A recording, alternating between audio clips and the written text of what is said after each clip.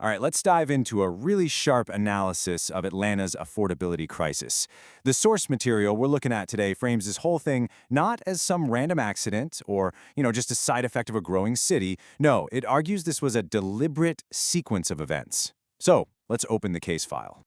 So this is the big question, right? We hear it all the time. Cities get popular, they grow, and of course they get more expensive. It's just simple economics. But what if it's not that simple? What if there's a pattern, almost like a playbook, that you can actually trace? And this is the core idea from the analysis that kind of flips the whole conversation on its head. The argument here is that affordability wasn't something that just failed to show up. It was a resource that was already there, and it was systematically pulled out of certain communities. To really get this argument, we have to think like detectives. The source presents its case not as a history lesson, but as a forensic investigation. We're not just looking at a series of events, we're looking for a specific pattern of behavior. And this is super important. The analysis we're breaking down isn't interested in debating whether intentions were good or bad. Not at all. Instead, it just follows the evidence. It tracks the outcomes one after another, like a line of falling dominoes, to show that this process seems to be repeatable, almost like a formula. So what is that formula? The source gives it a name, the displacement playbook. It's a 5-step operation that, it argues, has been run over and over again in neighborhood after neighborhood, and surprise, surprise, it leads to the same exact results every single time. Okay, let's break this down. First, disinvest. A neighborhood is basically neglected. Services dry up. Then comes redevelop, which is always framed as revitalization. Next up, rebrand. The area gets a new image to make it marketable to outsiders. That, of course, leads to step 4, remove, where longtime residents get priced out. And then finally, step 5, moralize. This is when the official conversations about creating affordability suddenly begin, but only after it's already gone.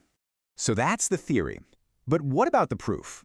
Well, this is where we get to the evidence.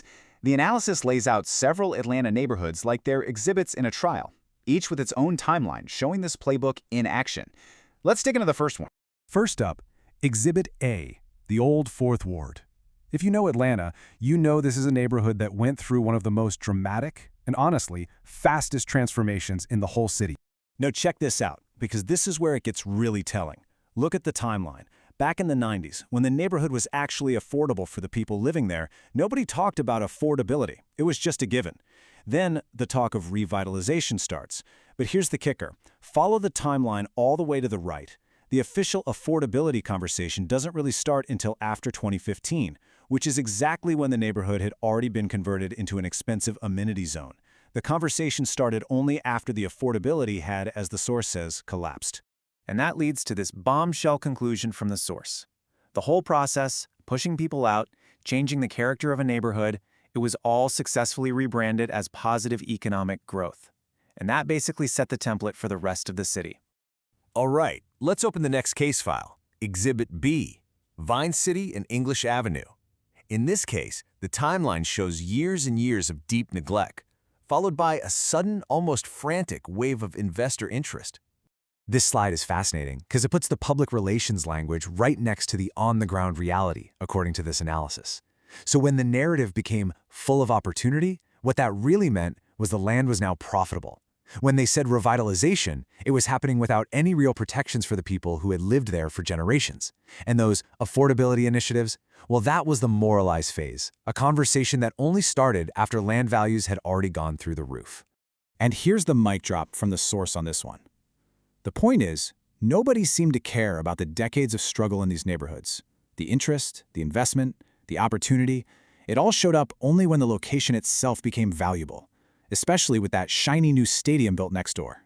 For our third exhibit, we're looking at the West End. And this case is a little different. Here, the source argues the displacement method was way more subtle. It wasn't about massive new construction projects. The key idea here is something called soft displacement. Think about it. This isn't about bulldozers tearing down old houses. This is about pressure that arrives in the mail. As the neighborhood gets rebranded and property values shoot up, longtime homeowners, people on fixed incomes who've been there forever, suddenly get hit with property tax bills they just have no way of paying. They're forced to sell. This line just says it all, doesn't it? It's a quiet, bureaucratic kind of displacement. There's no single villain to point to, just the slow, crushing pressure of a market that squeezes out the very people who gave the neighborhood its history and soul. Okay, so we've looked at the exhibits, we've seen the evidence play out in a few different ways. Now, the analysis pulls the camera back to reveal what it says is the full, expanded formula that's been running all over the city. And here it is, the complete 7-step process. It builds on that 5-step playbook by adding some really crucial context. It starts with a black neighborhood being affordable simply because it's been undervalued for so long. Neglect makes hardship feel normal. Then, some new infrastructure project or a big rebranding campaign creates market interest. Speculation sends prices soaring.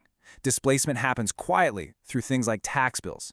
And only then, after the original residents are gone, does affordability become this big political talking point. And the final critical step? The source notes that black leadership is often brought in to put a stamp of approval on the whole thing. This brings us to the absolute heart of the verdict. If this pattern is real, then what is the point of all this public discussion about affordability? What is it really for? And there it is. That's the punchline of this whole investigation. The argument is that the conversation isn't about preventing displacement. It's a PR tool. It's about managing the public perception of the aftermath to make it all seem like a well-managed, even positive change. This final quote is just devastatingly precise. It perfectly captures the absurdity of it all, making grand plans for future affordability in the exact same spots where the actual existing affordability for black residents was just destroyed. So, this entire analysis really leaves us with a powerful question. It's a challenge, really. The next time we hear those buzzwords, revitalization, growth, affordability, it forces us to stop and ask, who is this really for? And whose history is being erased to make it happen?